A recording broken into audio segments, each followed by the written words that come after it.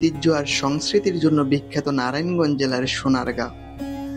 সোনারগাঁয়ের প্রতিটি পরতে পরতে ছড়িয়ে ছিটিয়ে রয়েছে ইতিহাস বিখ্যাত বিভিন্ন নিদর্শন, যা কালজয়ী হিসেবে অনায়াসেই বিবেচিত।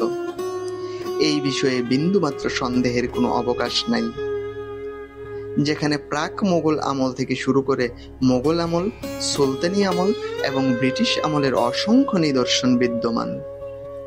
তন্মধ্যে গোয়ালদি জামে মসজিদ অন্যতম। এই স্থাপত্যটি প্রাক মোগল আমলের একটি অনবদ্য প্রয়াস।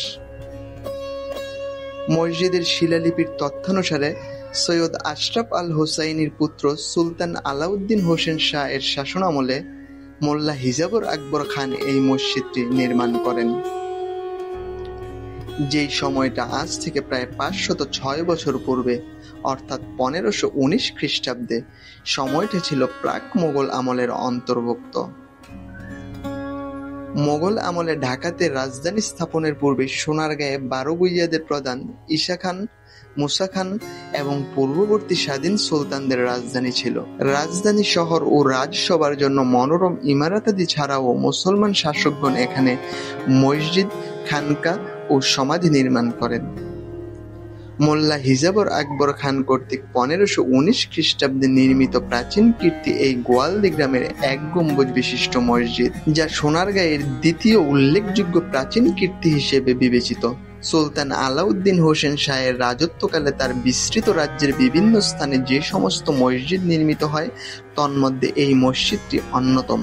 গৌড়, পান্ডুয়া ও বাংলার অন্যান্য স্থানের ইমারতাদের ন্যায় এই মসজিদের ভিতরের ও বাহিরের দেয়ালের পাথর ও ইটের ওপর মুসলিম ঐতিহ্যগত আরবি অলঙ্করণ পরিলক্ষিত হয়। ইট ও পাথরের মূল অলঙ্করণের কিছু নিদর্শন মসজিদের পশ্চিম দেয়ালে, বিশেষত মেহরাবে লক্ষ্য করা যায়। কেন্দ্রীয় মেহরাবটির আকার কিছুটা বড় ও চমৎকার। ইহা কালো প্রস্তরে নির্মিত এবং কারুকার্য খচিত। তবে দীর্ঘদিনের অযত্ন আর অবহেলার কারণে মসজিদের গম্বুজের বেশিরভাগ অংশ, উত্তর পূর্ব ও দক্ষিণ দেয়ালের অপরাংশ বিলুপ্ত প্রায়।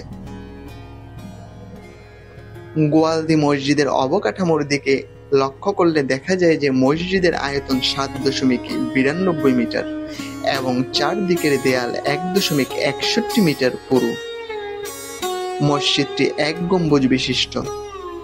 পশ্চিম দেয়ালে 3টি মেহরাব রয়েছে। এক গম্বুজ বিশিষ্ট এই মসজিদের 4 কোণায় 4টি গোলায়িত কর্নার টাওয়ার রয়েছে। এই টাওয়ারগুলো সুলতানি রীতিতে ছাদের সীমানায় শেষ হয়েছে। এছাড়া পূর্ব দিকে 3টি খিলানকৃতির প্রবেশপথ রয়েছে। এছাড়াও মসজিদের উত্তর এবং দক্ষিণ দিকে 1টি করে খিলানকৃতির প্রবেশপথ রয়েছে। তবে কালের পরিক্রমায় উত্তর এবং দক্ষিণ দিকের 2টি প্রবেশপথ বন্ধ করা হয়েছে। মসজিদটির ভেতরে ছাদের ভার রক্ষার জন্য কালো পাথরের কিছু অলঙ্কৃত স্তম্ভও রয়েছে। সেই সুলতানি আমল আজ আর নেই, নেই সেই সুলতানগণও।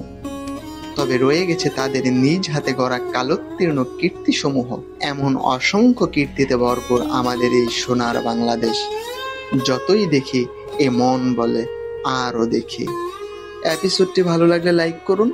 আমাদের যে কোনো ভুলভ্রান্তি সম্পর্কে অবহিত করতে, পাশাপাশি আপনাদের মনোভাব এবং মূল্যবান মতামত ব্যক্ত করতে ব্যবহার করুন কমেন্ট বক্স। বাংলাদেশ সহ পৃথিবীর আনাচে কানাচে সকলকে এই এপিসোডটি দেখার সুযোগ করে দিন শেয়ার বাটনের মাধ্যমে। আমাদেরকে সকল প্রকার সাহায্য সহযোগিতা এবং অনুপ্রেরণা দিতে সি দ্য ওয়ার্ল্ড ইউটিউব চ্যানেলটি সাবস্ক্রাইব করে বেল আইকনটি চেপে দিন, যাতে করে পরবর্তী কন্টেন্টের নোটিফিকেশন পৌঁছে যায় মুহূর্তেই আপনার ফোনে।